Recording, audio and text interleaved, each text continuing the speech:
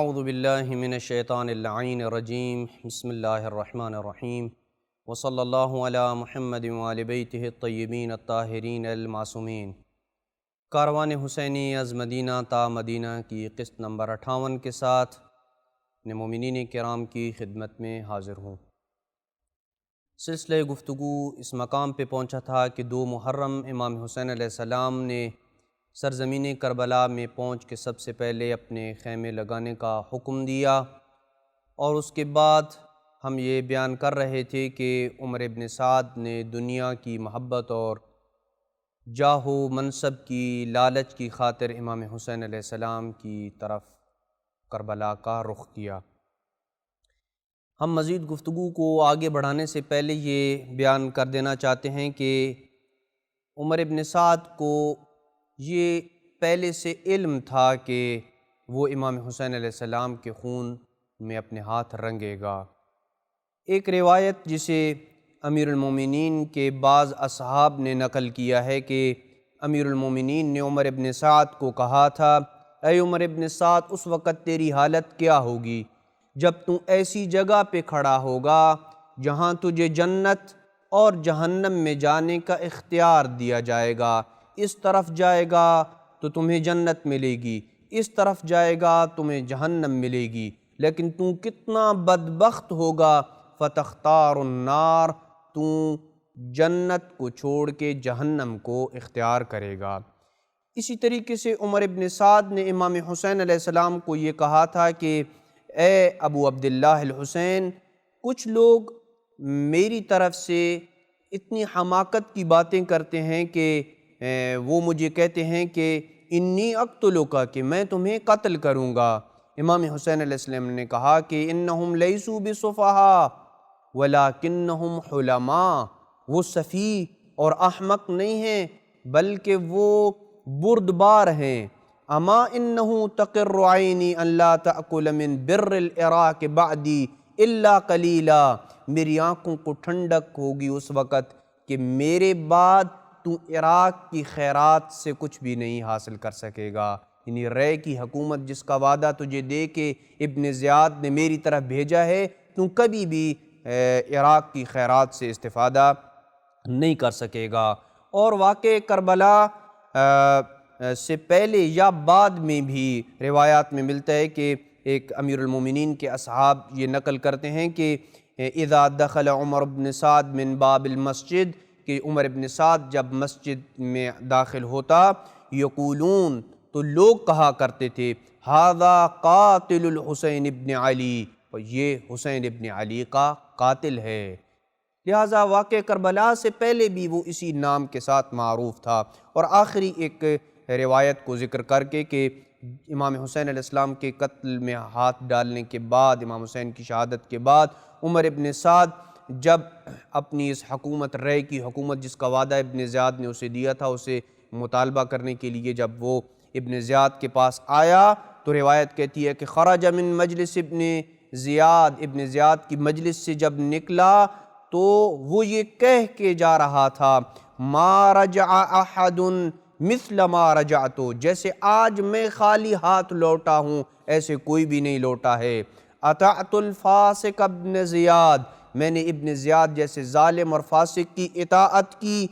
الظالم ابن الفاجر، ظالم اور ابن فاجر کی میں نے اطاعت کی۔ وعصیت الحاکم العدل، اور امام عدل کی میں نے معصیت کی، میں نے امام حسین کو قتل کیا اور ایک ظالم اور فاسق کی میں نے اطاعت کی۔ لہٰذا یہ ابن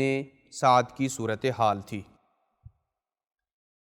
ابن سعد نے سرزمین کربلا میں پہنچنے کے بعد جو سب سے پہلا اقدام کیا وہ یہ تھا کہ کچھ لوگوں کو امام حسین علیہ السلام کی طرف بھیجا،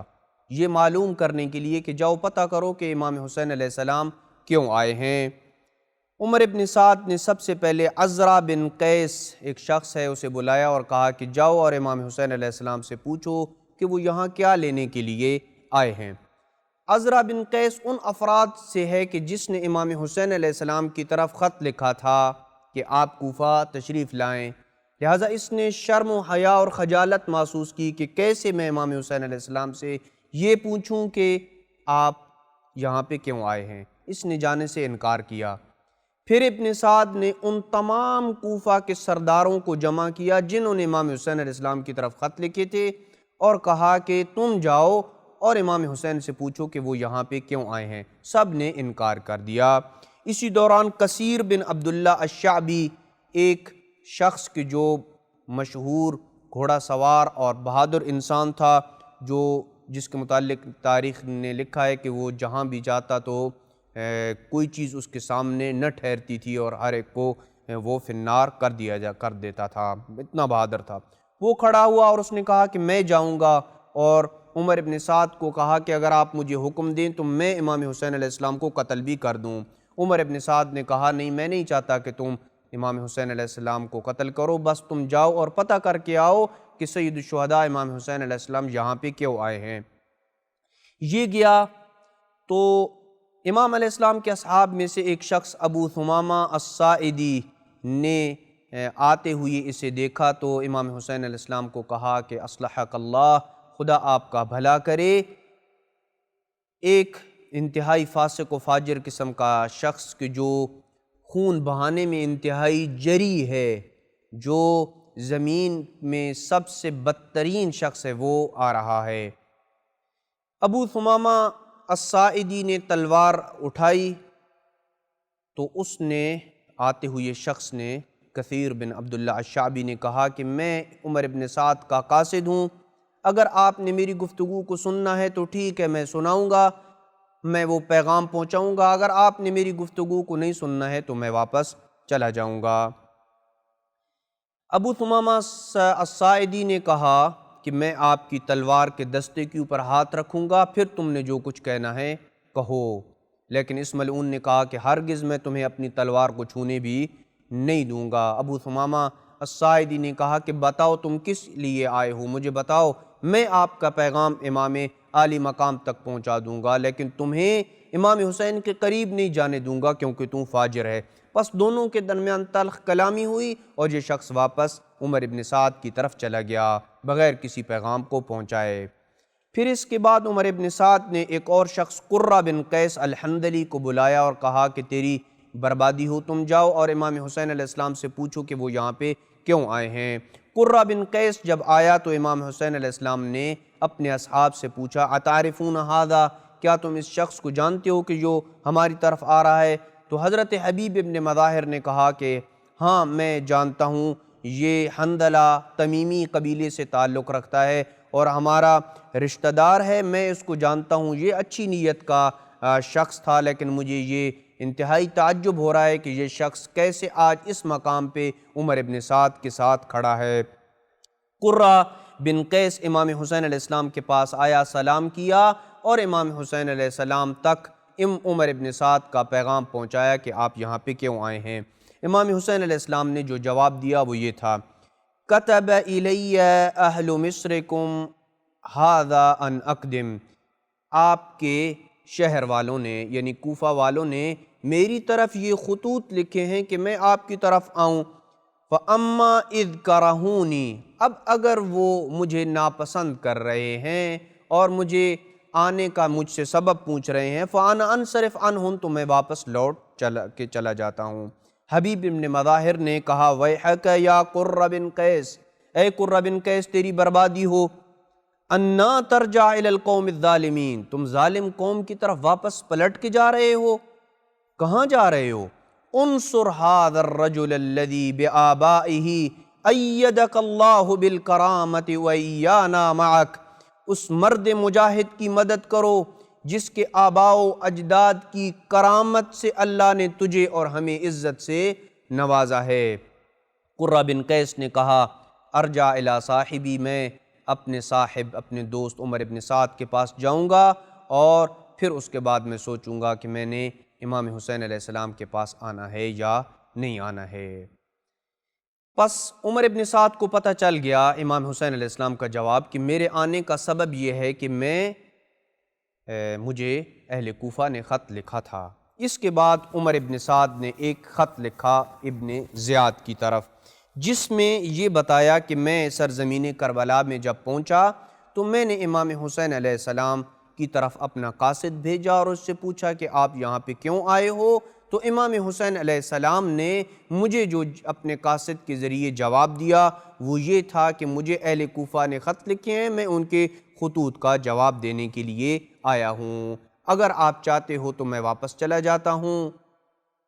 جب یہ بات ابن زیاد ملعون تک پہنچی تو ابن زیاد ملعون نے ایک شعر پڑھا، اس کے خبث سے باطنی کو دیکھیں۔ اس نے ایک شعر پڑھا اور وہ شعر یہ تھا کہ الآن اذ علقت مخالبنا به یرجو النجات ولا تحین مناس۔ اب جب ہم نے اپنے پنجے گاڑ لیے ہیں، اب جب حسین کو ہم نے چاروں طرف سے گھیر لیا ہے، اب حسین نجات چاہتا ہے، ہرگز نہیں، اب حسین کو نجات نہیں ملے گی۔ اس ملعون نے عمر ابن سعد کی طرف ایک خط لکھا اور کہا فقط بلغنی کتابک، تیرا خط مجھ تک پہنچا ہے، فہمت ما ذکرت، جو کچھ تو نے خط میں لکھا ہے وہ میں نے سمجھ لیا ہے، فاعرض علی الحسین ان یبایع لیزید ابن معاویہ، حسین کو یہ کہو کہ وہ یزید ابن معاویہ کی بیعت کرے، بیعت کی پیشکش کرو۔ نہ فقط امام حسین بلکہ ہوا و جمیع اصحابہ، اپنے تمام اصحاب کے ساتھ یزید کی بیعت کرے۔ فاذا فعل ذلک، اگر امام حسین نے بیعت کر لی، رأینا رأینا، تو پھر ہم سوچیں گے، پھر ہم اس کے متعلق، امام حسین کے متعلق یہ سوچیں گے کہ ہم نے کیا کرنا ہے، والسلام۔ یہ خط جب عمر ابن سعد تک پہنچا تو عمر ابن سعد نے ابن زیاد کا یہ خط بعین ہی امام علیہ السلام کے پاس پہنچایا، تو امام حسین علیہ السلام نے عمر ابن سعد کے قاصد کو یہ جواب دیا لا اجیب ابن زیاد الی ذلک ابدا، میں ابن زیاد کی اس پیشکش کو کبھی قبول نہیں کروں گا اور نہ ہی ابن زیاد کو یہ جواب دوں گا کہ میں یزید کی بیعت کروں گا یا نہیں کروں گا۔ فَهَلْ هُوَ إِلَّا الْمَوْتِ، اگر یزید کی بیعت نہ کرنے کا نتیجہ موت ہی ہے فَمَرْحَبًا بِهِ، تو حسین تیار ہے موت کو گلے لگانے کے لیے، آؤ اور حسین کا سر قلم کرنا چاہتے ہو تو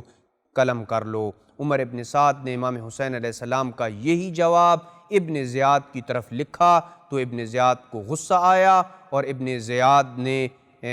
اپنے تمام لشکر کو تیار کیا اور کربلا کی طرف روانہ کیا۔ آخری نقطے کو بیان کر کے آج ہم اپنی اس گفتگو کو روک رہے ہیں کہ امام حسین علیہ السلام نے سرزمین کربلا کن لوگوں سے خریدی تھی، کن شرائط کے ساتھ خریدی تھی، اور زمین کتنی تھی اور کتنے پیسوں میں امام علیہ السلام نے وہ زمین خریدی تھی۔ روایت میں ہے کہ ان الحسین اشترى النواحی التي فيها قبره من اہل نینوا والغاضریہ ب60,000 درہم، کہ امام حسین علیہ السلام نے وہ جگہ جہاں پہ امام حسین علیہ السلام کی اب قبر اقدس ہے، اس کے ارد گرد تمام جگہ کو امام حسین علیہ السلام نے اہل نینوا اور غاضریہ، یہ کربلا کے ارد گرد جو دیہات تھے ان کے بسنے والے لوگوں سے امام علیہ السلام نے یہ زمین خریدی تھی۔ کتنے میں؟ 60,000 درہم میں امام علیہ السلام نے خریدی تھی۔ وَتَصَدَّقَ عَلَيْهِمْ، اور یہ زمین پھر انہی کو صدقہ کر دی تھی۔ وَشَرَطَ أَن يُرْشِدُوا إِلَىٰ قَبْرِهِ، اور ان پہ یہ شرط لگائی تھی کہ میں یہ اس شرط پہ زمین تمہیں صدقہ کر رہا ہوں کہ تم نے میرے زائرین کی رہنمائی کرنی ہے۔ وَيُضَيِّفُوا مِن زُوَّارِهِ 3 ایام، اور 3 دن تک میرے زائرین کی مہمان نوازی کرنی ہے۔ اور امام صادق علیہ السلام نے بھی بڑے ہی پیارے انداز میں یہ ارشاد فرمایا حرم الحسین الذی اشتراہ 4 امیال فی 4 امیال، امام حسین علیہ السلام کا حرم 4 مربع میل، یعنی 4 مربع میل جو ہے وہ چاروں طرف 4 مربع میل جو ہے جتنے بنتے ہیں وہ امام حسین علیہ السلام کا حرم ہے۔ فَهُوَ حَلَالٌ لِوُلْدِهِ وَمَوَالِيهِ، وہ اتنا بڑا حرم امام حسین علیہ السلام کی اولاد اور ان کے چاہنے والوں ان کے لیے حلال ہے، حرام علی غیرہم ممن خالفہم، اور جو امام حسین علیہ السلام کا دشمن ہوگا، جو ان کا مخالف ہوگا، اس پہ یہ سرزمین حرام ہے۔ وفیہ البرکہ، اور اس زمین میں برکت ہے، یعنی اس زمین میں اللہ سبحانہ وتعالیٰ نے لا علاج مرضوں کی شفا اور علاج کو رکھا ہے۔ دعا ہے کہ اللہ سبحانہ وتعالیٰ ہمیں امام حسین علیہ السلام کے اہداف کو سمجھنے اور امام علیہ السلام کے اس سفر کربلا کی باریکیوں کو سمجھنے کی توفیق نصیب فرمائے۔ وصلی اللہ علی محمد وآل بیتہ الطیبین الطاہرین المعصومین۔